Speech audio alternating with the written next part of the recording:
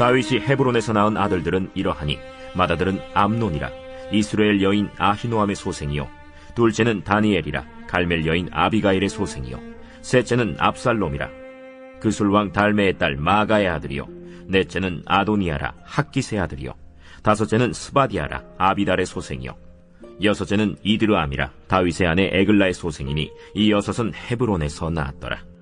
다윗이 거기서 7년 6개월 다스렸고 또 예루살렘에서 33년 다스렸으며 예루살렘에서 그가 낳은 아들들은 이러하니 시므아와 소박과 나단과 솔로몬 네 사람은 다 암미엘의 딸 바스와의 소생이요 또 이팔과 엘리사마와 엘리벨렛과 노가와 네벡과 야비아와 엘리사마와 엘리아다와 엘리벨렛 9사람은 다 다윗의 아들이요 그들의 누이는 다말이며 이외에 또 소실의 아들이 있었더라. 기도하겠습니다. 하나님, 오늘도 여전히 하나님이 우리에게 허락하여 주셔서 정말 한 계보에 정말 역사를 보게 하신 하나님을 오늘로 따라서 이 계보를 봅니다. 하나님, 그런데 구원받은 자들의 계보를 보니 범죄가 없고 깨끗하고 가정에 문제가 없는 계보가 아니라 가정 가운데 문제가 그렇게 많고 비밀이 많고 수치심이 많고 또 수없이 많은 피투성이가 된 사람들의 계보가 올라와 있음을 보게 됩니다. 그렇습니다, 주님. 우리가 범죄할지라도 나의 삶에 피투성이 같은 상처가 있을지라도 또 나의 삶 가운데 말할 수 없는 수치가 있을지라도 하나님 아버지 앞에 회개하면 그 계보가 깨끗하여지고 친히 예수님이 찾아오사 구원의 계보가 되는 것을 오늘도 바라보고 있사오니 오직 우리의 소망이 예수뿐인 것을 알게 하여 주시고 정말 이 계보를 통하여서 오직 예수만 붙드는 우리가 될 수 있도록 주님께서 역사하여 주시옵소서. 오늘도 계보를 봅니다. 말씀을 봅니다. 이 계보에서 우리가 봐야 될 말씀을 뚜렷하게 보여주시고 깨닫게 하여 주시옵소서. 믿사오며 살아계신 예수님 이름 받들어 기도드립니다. 아멘. 네, 오늘 말씀을 보시면 드디어 이제 다윗의 직계자손이 나옵니다. 오늘 역대기는 이 다윗의 자녀와 아내들의 이름을 구체적으로 열거를 하는데, 그런데 제가 이제 하나 여쭤보고 싶은 것이 있어요. 자, 오늘 이 다윗의 계보는 이제 역대기가 드디어 드러내고 싶어하는 이 족보예요. 사실 이 족보의 주인공은 다윗입니다. 그런데 제가 여쭤보고 싶은 게 뭐냐면, 성경이 이 계보의 내용을 펼쳐주는 이 성격이 이 계보를 좋게 보고 있을까요? 부정적으로 보고 있을까요? 저는 이 성경이 이 다윗의 계보를 매우 부정적으로 기록하고 있다라고 생각을 합니다. 제가 그렇게 말씀드리는 근거가 뭔지 아십니까?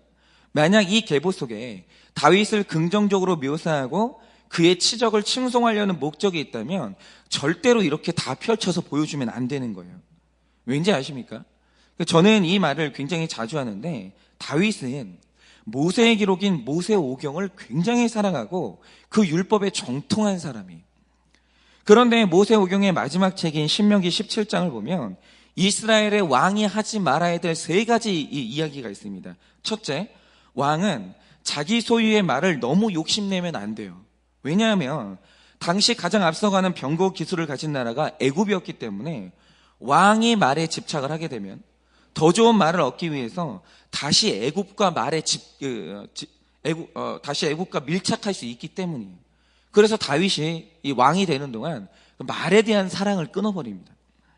둘째로, 자기를 위해서 너무 많은 은금을 쌓는 게 금지예요. 왜냐하면 그 많은 은금으로 말미암아 하나님께 은혜를 구하는 왕의 기도가 필경 식어버리기 때문에 많은 은금을 소유하는 게 금지입니다. 그래서 이것도 다윗이 지켜요. 그리고 마지막이 뭐냐? 이스라엘의 왕은 아내를 많이 두면 안 돼요. 그게 금지입니다. 왜겠습니까? 모세는 말하기를 이 많은 아내들이 왕의 마음을 미혹하게 된다, 이렇게 하는데 이 미혹이라는 단어가 굉장히 복잡한 단어입니다. 그런데 많은 뜻들 중에 어떤 뜻이 있냐면 솔로몬의 많은 아내들처럼 왕의 마음을 잘못된 길로 기울게 할 거다라는 뜻도 있지만, 또 다른 의미는 이 많은 아내들로 말미암아 그 가정에 문제가 생기면서 왕의 마음이 찢어지게 된다, 이 뜻도 있는 거예요. 그러니까 왕이 그 많은 여자들의 싸움 때문에 마음이 찢어지면 어떻게 제대로 된 국사를 펼치겠어요? 그럴 수가 없죠. 그래서 이스라엘의 왕은 많은 여자를 두는 게 금지예요. 그런데 여기서 많은 많은 여자, 많이라는 기준이 뭐냐면 당시 근동지방에서 남자가 둘 수 있는 최대한의 많은 아내의 기준이 4명이었어요. 그러니까 이 다윗이 이걸 알고 있냐라고 하면 당연히 알고 있죠. 이 두 가지는 지켰기 때문에. 그런데 보세요. 오늘 말씀을 가만히 보시면 다윗의 아내와 자녀들을 기록할 때 헤브론에서 얻은 자녀와 아내들을 말하고 훗날 통일된 이스라엘의 왕이 됐을 때 예루살렘에서 낳은 자녀의 수를 기록하고 있거든요. 그런데 유다 지파의 지도자로 사는 7년 6개월 동안 얻은 이 아내의 수가 몇 명입니까? 오늘 기록에는 6명이 기록되어 있는데 사실 사무엘서에 의하면 이미 이 전에 2명의 아내가 더 있었어요. 이 말 뜻이 뭐냐면 그러니까 이 수대로 하면 다윗이요 1년에 한 번씩 아내를 얻은 거예요. 헤브론에서 살 때 1년에 한 번씩. 그리고 이 기록에는 자녀의 이름이 선별적으로 기록됐는데 자녀의 수는 기록된 것보다 훨씬 더 많아요. 훨씬 더. 그리고 남북 통일 왕국의 왕이 됐을 때는 오늘 말씀이 바스와라고 기록하는 이 바세바 외에 다른 소실의 자녀들까지 기록하고 있는데 그런데 성경을 보면 바세바까지는 실명을 거론해요. 그러다가 마지막에 다른 아내들을 뭐라고 표현합니까?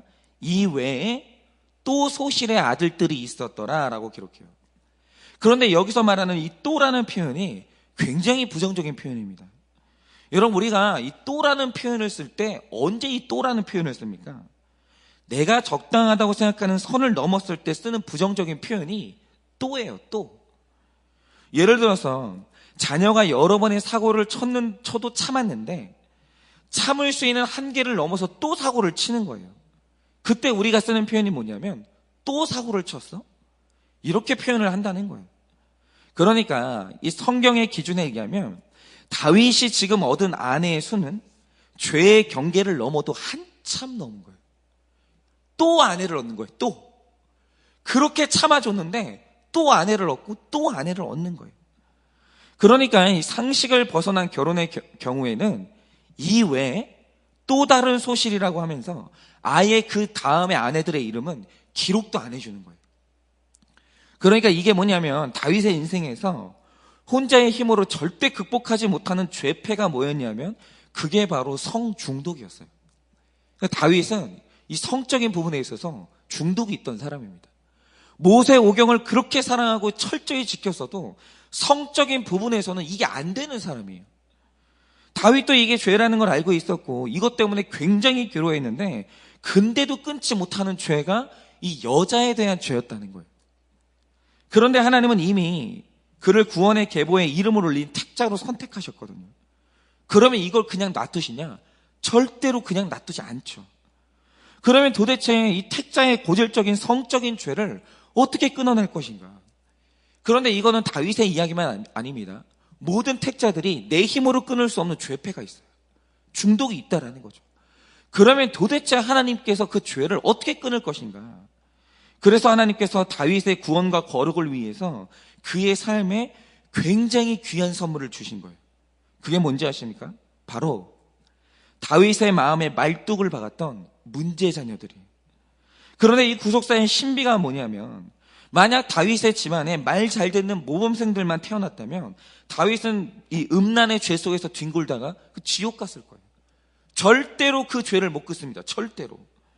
그런데 이 죄를 끊게 해준 귀한 보석들이 뭐였냐라고 하면 바로 그 집에 줄줄이 태어난 문제 아들이었어요. 그러면 어떻게 다윗의 자녀들은 이 아버지의 거룩과 구원을 위해서 그렇게 수고를 하고 사명 감당을 했는가? 가만히 보면 이 다윗은 자녀의 문제가 터질 때마다 죄악된 자기 모습을 계속 마주하게 되는 거예요. 그럼 먼저 이 헤브론에서 낳은 다윗의 첫째 아들이죠. 이 암논을 살펴보자 이겁니다. 저는 개인적으로 이 암논을 생각하면 눈물이 날 정도로 불쌍한 사람이 암논이에요. 왜냐하면 이 사무엘하 13장을 보면 이 암논에 대해서 대단히 이상한 기록이 하나 있습니다. 어느 날 암논이 사랑에 빠져요. 그런데 이 사랑이 얼마나 지독했는지 사랑에 빠지다 못해서 이 병에 걸립니다. 상사병에 걸려요. 그런데 이 병이 얼마나 심했냐면 성경이 기록하기를 그가 사랑에 빠져서 울화로 말미암아 병이 될 지경이었다 이렇게 말합니다. 그런데 이상하지 않습니까? 아니, 사랑을 했으면 고백을 하면 되지. 왜 그가 병에 걸리도록 말을 못했겠어요? 이유가 뭐냐면 내가 사랑하게 된 그 사람이 자기의 이복 동생 다말이었거든요. 내 식구를 사랑하게 된 거예요. 그래서 자기도 안 되는 걸 아는데, 이러면 안 되는 걸 아는데 그 마음이 점점 깊어지는 거예요. 그래서 참지 못하고 일어난 일이 뭐냐면 어느 날 계략을 써서 다말을 자기 침실로 부릅니다. 그리고 사람을 다 물리친 다음에 자기 이복 여동생을 강간하게 돼요. 그런데 정말 여기서부터 이상한 사실이 뭐냐면 이전까지는 너무 사랑해서 상사병이 날 지경이었는데 막상 잠자리를 딱 끝내고 나니까 꼴 보기도 싫다고 하면서 다말을 문 밖으로 쫓아내버립니다. 그런데 이런 암논의 행동이 너무 이상해가지고 심리학자들이 연구를 한 거예요. 도대체 이 행동의 이유가 뭔가. 그래서 이 암논의 병명을 밝혀냈는데, 이런 암논의 병명이 뭔지 아십니까? 경계성 인격장애예요. 이게 싫고 좋은 표현이 수시로 바뀌는 증세거든요. 그러니까 어느 날은, 그러니까 이런 거죠. 목사님을 대할 때 목사님이 어느 날은 너무 좋은 거예요. 저 목사님 보고 있으면 예수님 보는 것 같은 거예요. 막 마음이 설레고 목사님만 보면 천국에 있는 것 같고 너무 좋아요. 그런데 다음 주에 오면 목사님이 꼴도 보기 싫은 거예요. 세상에 저런 사기꾼이 없고 세상에 저런 이상한 사람이 없고, 그러니까 매주 볼 때마다 사람이 바뀌어 있는 거예요. 그러니까 목사님이 그 사람만 보면 헷갈리는 거죠. 마음에 상처가 되고 날 가지고 노나. 그런데 이게 바로 경계성 인격장애거든요. 근데 이 사람들의 특징이 뭐냐면 사람을 한번 좋아하면 가장 이상적인 사람으로 설정해 놓고 마음에 병이 날 정도로 좋아요. 너무너무 사모하는 거예요. 그런데 그 사람에게 작은 흠이 발견되거나, 저는 이런 적이 있습니다. 저희 아버지가 목회하실 때 어떤 분이 목사님을 너무 좋아하는 거예요. 세상에 우리 목사님 같은 분이 없다는 거예요. 그런데 어느 날 이분이 교회를 떠나겠다는 거예요. 너무 실망했다는 거예요. 왜 실망했냐고 물어보니까 목사님이 반바지를 입은 걸 봤다는 거예요. 목사님 다리털을 보고 너무 시험 들었다는 거예요. 이거는 인격 장애예요. 이런 식으로 작은 흠이 발견되거나 조금만 실망하게 되면 그 즉시로 사랑이 미움으로 바뀌면서 심각한 변덕이 시작되는 거예요. 그래서 이 경계성 인격장애는 사람이 수시로 바뀌는 바람에 정신과 의사들이 가장 힘들어하는 증세가 이 경계성 인격장애예요. 그런데 여러분, 이 암논이 굉장히 심각한 경계성 인격장애인데 여러분, 이 질병이 왜 왔는지 아십니까? 이게 일명 엄마병이라고 해가지고 엄마와의 관계에서 오는 경우가 굉장히 많은데, 예를 들어 이런 거죠. 아이들은 엄마에게 사랑을 받아야 자존감이 형성되고 그래야 심리적으로 안정이 되거든요. 그러니까 사람이 좋을 수도 있고 나쁠 수도 있다는 걸 받아들이는 인간이 되는 거예요. 그래, 좋을 수도 있지, 나쁠 수도 있지. 여전히 사람을 사랑할 수 있는 자존감이 형성되는데, 그런데 엄마가 태어난 아이를 강하게 거부하거나 태어나서 기르는 내내 사랑 표현을 전혀 해주지 않거나 우울증이 너무 심한 상황으로 아이를 대하게 되면 사랑받지 못한 아이가 자존감이 무너져 내리는 거예요. 그래서 이 아이들이 자라나게 되면 어떤 사람을 우상할 정도로 푹 빠져서 좋아하다가 그 사람이 날 실망시키면 참지 못하고 불안한 마음에 분노를 폭발시키는 거예요. 그래서 우리가 이제 암논의 상태를 보면서 추정할 수 있는 게 뭐냐면, 이 암논의 어머니 아히노암이 굉장히 우울증에 시달렸었구나. 이 여인이 행복하지 않았구나. 암논을 기르는 동안 너무너무 고통 가운데 있었구나. 이걸 알 수 있는 거예요. 그러면 여러분, 이 아히노암이 왜 암논을 기를 때 내 아이도 돌보지 못할 정도로 왜 우울증에 시달렸겠습니까? 왜 이 여인이 암논을 기르면서 단 하루도 행복하지 않았겠냐고요. 이유는 뭐냐면 내 남편 다윗이 끝없이 다른 여자를 탐닉했거든요. 여러분, 이 여자가 다윗의 첫 여자예요. 결혼하고 나서 얼마나 많은 여자들을 봤겠어요. 사는 내내 다른 여자를 탐하는 거예요. 그러면 여러분, 이제부터 이 여자의 인생은 끝나는 거예요. 행복할 수가 없는 거예요. 아니, 남자가 집에 들어와서 아내에게 인사해주고 하루 동안 어떤 일이 있었는지 물어봐주고 와서 단 한 번이라도 내 아이를 안아주고, 여러분, 이래야 여자가 웃을 거 아니에요. 그래야 행복할 거 아니에요. 그런데 눈 뜨면 날마다 새로운 여자를 데려오고 새로운 아이를 데려오는 거예요. 여러분, 그러니 여러분, 이 여자가 우울증에 안 걸릴 수 있겠습니까? 여러분, 내 아이를 행복하게 기를 수 있겠어요? 안 되죠. 그리고 이 아히노암이 다윗과 다니면서요, 고생이란 고생은 다 한 여자예요. 아니, 세상에 무슨 낙이 있겠어요? 무슨 낙이. 그래서 저는 추정하기를, 혹은 이 어머니가 남편 다윗을 너무 미워한 나머지 남편을 닮은 내 아들 암논을 볼 때마다 저는 학대했다고 그렇게 생각을 합니다. 여러분, 이렇게 어머니에게 사랑 표현 한번 들어보지 못하고 늘 다른 여자를 찾아다니면서 새로운 형제들을 데려오는 이 아버지를 보면서 암논의 인격에 병이 들기 시작하는 거예요. 너무 힘드는 거예요. 그리고 결국 이 일 때문에 암논은 다말의 오빠 압살롬에 의해서 살해당해요. 비참하게 죽어요. 이 질병 때문에. 그런데 이 질병이 자기 탓이 아니거든요. 정말 너무 안타까운 희생자거든요. 그런데 여러분, 이 다윗이요, 이 사건을 접하고 이 암논이 내 딸을, 자기 여동생을 강간했죠. 이것도 충격인데 어느 날 그것 때문에 압살롬한테 살해당하는 거예요. 근데 이 압살롬도 암논의 동생이에요. 이게 다윗이 얼마나 충격이 됐는지 한동안 실어증에 걸린 사람처럼 이 일에 대해서 아무 말도 하지 않아요. 아무 말도. 입이 다물어지는 거예요. 그리고 형을 살해한 압살롬도 처벌하지 않아요. 왜요? 이 일에서 자기 죄를 받거든요. 그러면 그 다음에 다니엘 같은 경우에는 너무 일찍 죽어버린 바람에 성경에 기록이 없고 이 압살롬을 한번 보자 이거죠. 이 압살롬이 이복 형을 죽였어요. 그렇지만 그도 이유가 있어요. 왜냐하면 이복 동생인데 자기랑 같은 엄마 뱃속에서 태어난 이 사람이 다말이거든요. 그러니까 내 친동생 다말을 강간했기 때문에 죽이긴 했는데 아버지 다윗의 용서를 간절하게 바랬습니다. 그런데 이상한 게 뭐냐면 다윗이 이 다음부터 압살롬을 상대해 주질 않는 거예요. 만나주질 않아요. 아무 말도 안 합니다. 왜냐하면 다윗 입장에서는 이게 형제들 사이에서 일어난 살인사건이니까 마음이 너무 아파가지고 현실 도피를 한 거예요. 자기도 살려고. 그런데 압살롬은 이게 아버지가 자기를 거절한 사인으로 인식을 한 거예요.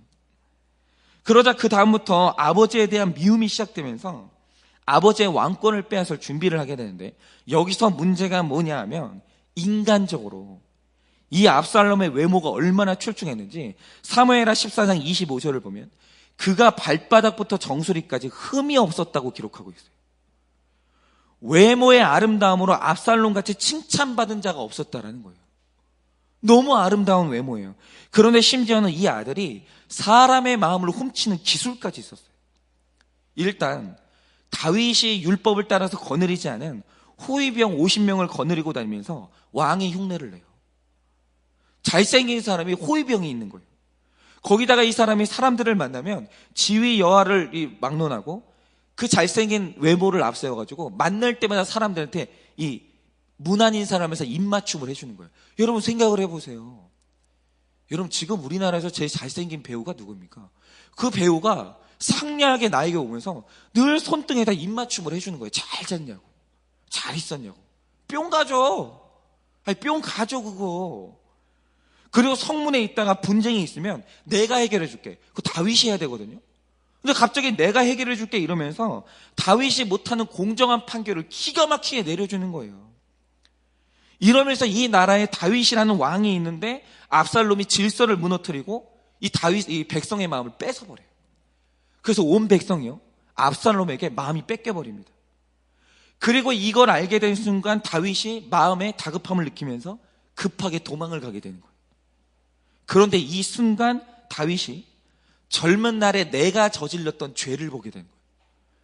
백성의 마음을 빼앗은 압살롬을 보면서 내 죄를 보게 되는 거예요. 그게 뭡니까? 다윗이 어린 용사였고 사울이 왕이었던 그 시절에 갑자기 사울이 미치기 시작하더니 다윗을 죽이려고 하는 거예요. 이유가 뭡니까? 사울이 골리앗을 앞세운 블레셋과 전쟁을 한 적이 있었는데 이때 다윗이 골리앗을 물리치면서 크게 승리하게 됩니다. 그래서 사울이 승리한 기쁨에 전쟁터에서 왕궁으로 돌아오게 되는데 승리한 군대가 돌아오니까 여자들이 얼마나 기뻤겠어요. 그러니 사울이 돌아오는 길에서 여인들이 춤추면서 노래를 하기 시작하는데, 이때 여인들이 부른 노래의 가사가 사울을 미치게 만든 거예요. 그 노래 가사가 뭐죠? 너무나 유명하죠. 사울이 죽인 자는 천천히요, 다윗이 죽인 자는 만만이로다. 이렇게 노래하는 거예요. 그래서 사울이라는 왕이 있는데 온 나라 백성의 마음이 다윗에게 다 뺏긴 거예요. 잘생겼잖아요. 소년이잖아요. 뺏기는 거예요. 그런데 성경을 보면 중요한 게 뭐냐? 다윗이 그 노래를 듣고 그들을 책망하거나 금지했다는 기록이 없어요. 없어요. 그 노래를 듣고 가만히 있는 거예요. 질서가 무너지고 있는데. 이 말 뜻이 뭡니까? 다윗도 그 노래, 그리고 나를 향하는 백성들의 관심과 사랑을 즐겼던 거예요. 그가 그걸 즐긴 거예요. 그러면서 백성의 마음을 뺏긴 사울이 어떤 상처를 받았는지 전혀 모르는 거예요. 전혀 모르는 거예요. 그런데 세월이 지나고 다윗이 늙으니 어떤 일이 벌어졌습니까? 다윗이 뺏었던 백성의 마음을 이제 자기 아들 압살롬이 뺏어버린 거예요. 그런데 그 순간 다윗이 깨달은 게 뭡니까? 내 존재가 사울에게 얼마나 끔찍한 가해였는지, 내가 백성의 그 사랑을 즐기고 그것들을 침묵했을 때 그것 때문에 사울이 얼마나 고통스러운지, 내가 질서를 무너뜨리고 백성의 사랑을 즐겼던 죄가 얼마나 큰 것인지 자기가 그 인기를 뺏기고 나서야 그때 깨닫는 거예요. 그때. 여러분, 바로 이겁니다. 이 택자 다윗이 너무너무 귀한 이유가 뭐냐면, 아들들이 이렇게 문제를 일으킬 때마다 다윗이 그때마다 나를 보는 거예요. 여러분, 근데 많은 아버지들이 어떻게 하는 줄 아십니까? 자녀들이 문제를 일으키면 내가 너희한테 안 해준 게 뭐가 있냐고, 내가 너희한테 다 해줬지 않냐고, 이 괘씸한 자식들, 이러면서 자녀를 욕해요. 근데 다윗을 보잖아요. 자녀들이 문제를 일으킬 때마다 한 번도 책망하지 않아요. 왜냐? 택자 다윗은 자녀들이 사고를 칠 때마다 문제 부모인 자기 죄를 봤기 때문에. 그 아들들 보고 있으면 내가 보이는 거예요. 저거 난데, 이거 나 때문인데, 그러면서 가슴을 치는 거예요. 그래서 압살롬이 반란을 일으킬 때 여러분, 다윗이요, 방어하지 않아요. 맞서 싸우지 않고 도망가요. 왜냐하면 이게 뭐냐면, 이 방어하지 않는 게 뭘 의미하냐면 지금 하나님이 다윗을 향해서 말씀하시길, 네 아들이 문제가 아니라 네가 문제 부모야, 이 선언을 하신 거예요 지금. 그러나 이때 다윗이 제가 뭘 잘못했는데요? 제가 뭘 잘못했는데 이렇게 방어하지 않았다는 거예요. 여러분, 그가 군사적으로 방어하지 않았다는 것은 마음으로 하나님의 책망을 방어하지 않았다, 그 뜻이에요. 그리고 이렇게 다윗의 거룩을 위해 수고하는 문제 아들들과 다윗의 회개가 만나자 다윗이 말년에 그렇게 끊기 힘들었던 성적인 죄를 끊어내요. 이거는 못 끊는 죄거든요. 여러분, 저는 알코올 중독하고 성 중독은 끊어지는 걸 본 적이 없어요. 그런데 이 아들들이 아버지의 마음에 대못을 받고 고난을 주고, 이 아들들이 사명을 감당하니까 다윗이 마침내 성적인 죄를 끊어요. 말년에 그 아름다운 어린 여인 아비삭이 자기를 수종드는데 다윗이 털끝도 그 여인을 건드리지 않아요. 그래서 그가 결국에는 하나님 앞에 거룩을 이루게 돼요. 근데 그 1등 공신이 뭐냐? 이 아들들. 아버지를 위해서 희생해준 그 암논, 아버지를 위해서 그토록 수고한 그 압살롬. 여러분, 그래서 압살롬이 전쟁 끝에 죽었을 때 다윗이 어떻게 한 줄 아십니까? 나에게 칼을 들이던 아들이잖아요. 그런데 그 아들이 죽었을 때 압살롬의 이름을 부르면서 내 아들 압살롬아, 내 아들 압살롬아 이렇게 부르면서 통곡을 해요. 왜요? 나 때문에 죽은 거거든요. 나 때문에. 여러분, 혹시 우리 집에 암놈처럼 혈기가 많고 열등감이 많고 사회성이 없고 압살롬처럼 부모에게 맞서는 그런 문제가 있지 않습니까? 그런데 오늘 하나님이 우리에게 하시는 말씀이 뭡니까? 이 세상에 문제는 없고 문제 부모만 있는 거예요. 그가 내 구원과 거룩을 위해서 아낌없이 수고하고 있는 거예요. 아낌없이. 왜요? 이 세상에 부모를 움직일 수 있고 변화시킬 수 있는 건 목사가 하는 게 아니라 자녀만 할 수 있거든요. 내 자식만. 여러분, 다윗도 그걸 알았기 때문에 압살롬이 전쟁 중에 죽었을 때 그렇게 슬퍼하면서 운 거예요. 여러분, 오늘도 각 가정에 자녀의 광풍이 부는 집들이 너무너무 많아요. 그런데 그 광풍이 끝나는 이 길이 뭡니까? 오늘 성경에 말하는 게 뭐냐면 자녀가 바뀌는 게 아니라 오늘 부모가 회개해야 된다는 거예요. 하나님이 그 강팍한 부모의 회개를 받아내기 위해서 오늘도 자녀들을 사명 감당하게 하시는 거예요. 여러분, 모든 문제는 부모가 회개하고 바뀌면 그때 변하는 거예요. 여러분 한번 보세요. 그 집안의 문제가 자녀가 바뀌어서 변합니까? 아니에요. 그 집안의 머리인 아버지가 바뀌고 그 집안의 어머니인 어머니들이 바뀌어야 그 집은 바뀌는 거예요. 그 전에는 집이 안 바뀌어요. 자녀들이 아무리 바뀌려고 몸부림쳐도 부모가 안 바뀌면 그 굴레에서 벗어나질 못하는 거예요. 여러분, 이 모든 것은 하나님이 하시는 섭리이기 때문에 부모가 변하고 회개하지 않는 한 우리 자녀는 부모의 구원을 위해서 오늘도 수고할 수밖에 없는 거예요. 그러니 오늘 우리 다윗처럼 각 가정에서 주의 뜻대로 살지 못했던 부모들은 회개가 터져야 돼요. 그리고 이 자녀의 앞길을 원한다면, 앞길에 이 축복의 문이 열리기 원한다면 날마다 회개해야 돼요. 날마다 회개해도 부족하지 않아요. 날마다 하는 회개는 내 자녀의 축복의 문을 열어주는 거예요. 그게 솔로몬 아니에요. 여러분, 솔로몬이 어떻게 왕이 됐습니까? 다윗의 분수령적인 회개가 터졌을 때 이 왕의 축복을 얻은 사람이 그게 솔로몬이에요. 그게. 여러분, 바로 부모가 회개할 때 나 때문에 수고하는 우리의 자녀가 변화되고 회복되게 될 것입니다. 그러니 오늘도 우리 부모님들은 아낌없이 모든 수치심을 버리고 하나님 앞에 회개함으로 말미암아 이 자녀의 회복과 축복의 문이 각 가정마다 다 열리길 예수님의 이름으로 축원을 드립니다.